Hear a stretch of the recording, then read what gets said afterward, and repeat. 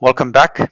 So we will continue our conversation about quadratic functions. I will begin with a very quick review of something we've done before, and then we're going to build on it. So pay close attention.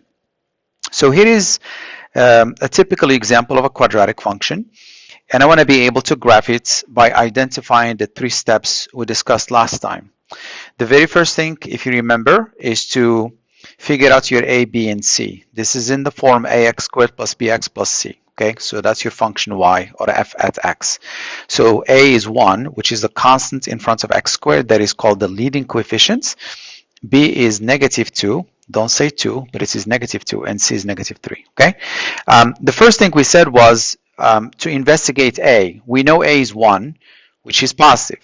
Therefore, the parabola has to be concave up or facing up. The second point deals with the y-intercept. So we know that the y-intercept is 0, negative 3. Okay. The third point is the highest or the lowest points on the parabola. In this case, it is going to be a minimum because the parabola is concave up, and therefore you have a minimum, you don't have a maximum.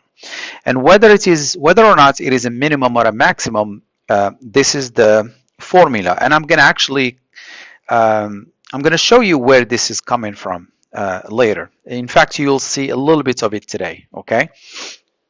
So the x value of your vertex is negative b over 2a, which is minus b, so minus negative 2 over 2 times 1, a is 1, and that gave me 1. So this value here is 1. Then we have to find f of 1, or f at 1. So f at 1 is 1 squared minus 2 times 1 minus 3. Anytime I see x, I put parentheses, and then I plug in the value. If those values, if that one was negative 3, you've got to pay attention. So negative 3 in parentheses squared minus 2 times negative 3 in parentheses minus 3, so to speak. Okay. So this is negative 2, this is negative 3. So that gives me negative 5. 1 minus negative 5 is negative 4. And therefore, this is the symbol for therefore in mathematics. Therefore, the vertex is 1, comma, negative 4. So I know my lowest points. Here is how I graph it again.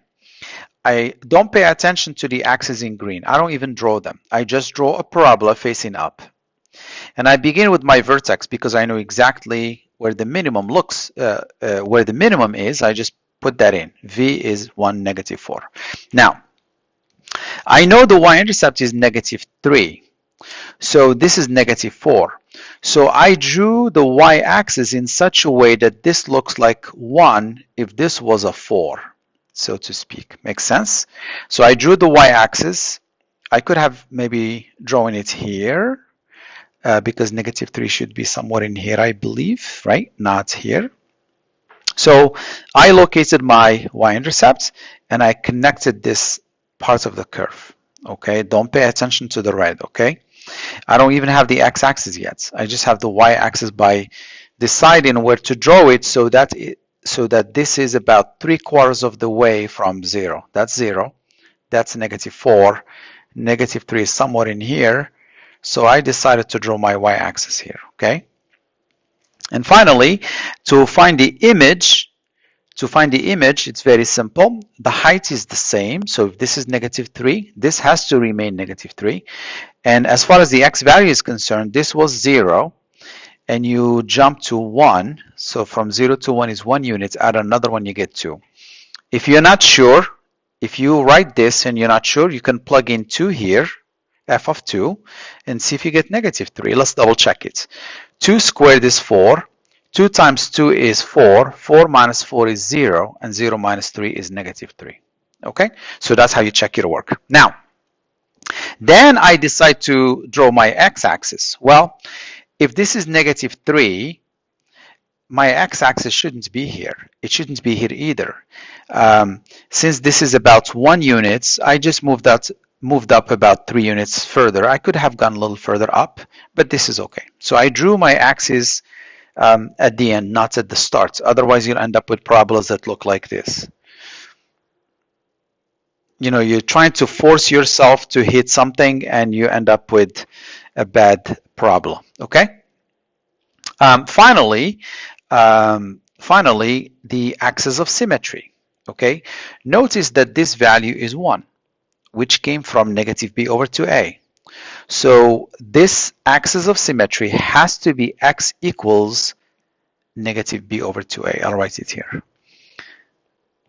X equals negative b over 2a is your axis of symmetry. It has to be x equals a constant, not y equals a constant. Y equals a constant is a horizontal line. X equals a constant is a vertical line. So make sure you draw an axis in dash marks, in dashes, I guess, and then write x equals 1. Either write it here or write it somewhere in here, okay? So again, my vertex, my y-intercepts, the image, connects, and my axis of symmetry. Next thing I want to do now, and I know you're familiar with x-intercept, but I'm going to show you a couple of things that you may or may not know. Let's say I'm interested to know where the parabola hits the x-axis. We call these the x-intercept, as you know, okay? So how do we do it? There are several ways to find the x-intercepts. I'm going to show you 2 ways, and I'm going to focus mainly on this concept today, okay? If you can factor, that is the greatest thing you can do, the simplest thing you can do. First of all, to find the x-intercept, you set y, this is y, you set y to be 0. So your quadratic function becomes a quadratic equation. You've got to have a 0 here, okay? And then make sure you know your ABC. These are always important. I put them in green here as well, okay? If you can factor, go for it. That is probably the quickest way to find the x-intercepts. The problem with factoring is you can't always factor. And then you have to resort to other methods. So I noticed that clearly this is x squared, so I put an x here and an x here. And I need to make sure that this product is negative 3. So I could write 1 negative 3 or negative 1 3. One of them is going to work, one of them didn't work. So basically this works for me. Here it is. X squared, here it is. Minus 3x plus 1x is negative 2x, and then minus 3. Okay? And now a product is 0. It means at least one of them is 0. Either this is 0 or this is 0. Make sure you don't jump from here to here, okay? A product is 0 means one of the factors is 0 or not and, okay? And then you just solve. And you shouldn't stop here because that is just a value. You're looking for the x-intercept, which is a pair of points. I'm sorry, it's a pair. It's an ordered pair. X comes first and y comes second. Clearly y is 0, okay? And x is negative 1 and x is 3. So please don't do this, and I'll put it in red. I've seen this before. Don't combine your 2 solutions into one pair. That's silly, okay? So that's one way to do it, and I know you know how to do this. Now I also know that you've seen the quadratic formula in the past, but I'm gonna shed some lights on it today, okay? So what is the quadratic formula? I know you remember it perhaps as this in blue. Minus b plus or minus square roots of b squared minus 4ac over 2a. There are 2 solutions. The negative b minus this stuff and negative b plus that stuff, okay? I don't want you to look at it this way for now, even though that is correct. So here is what I like to do. What I like to do is focus on this stuff inside your radical. That has a name in mathematics. It's called the discriminants. And in a lot of universal math textbooks, it is called delta. You don't see it in American textbooks, but you do see it all over the world. So this stuff inside the radical has a name called radicand, right? Radicand. The radicand, it's the stuff inside the radical. It has a name called delta. And delta is, as you know, is b squared minus 4ac. It's just this stuff inside the square roots, okay? Figure that out first. And I'll give you the reason why you should do that first, okay? So when we figure that out, we find out that b squared minus 4ac, b squared minus 4ac, and then plug them in. Minus 2 goes here, 1 goes here, and c goes here. I got 16. Now once you get 16, now we're going to plug them in. So this solution is exactly this, right? One has a negative and one has a positive, and square roots of delta. But I already know what my delta is. Okay, so minus b is minus negative 2, which happens to be 2, minus square root of 16. I already know that this is 16. So square root of delta is square root of 16 over 2a. And the same thing happens here, except that you have a plus instead of a minus. All these numbers match. All these numbers match, except this middle sign. Okay, now clearly square root of 16 is 4, and 2 minus 4 is negative 2. And negative 2 over 2 is negative 1, which is what I got here. And square root of 16 is 4, and 2 plus 4 is 6, and 6 over 2 is 3, which is my other value. And of course, you don't end here, you should end here, right? I just didn't have space to write it, but these are your x-intercepts.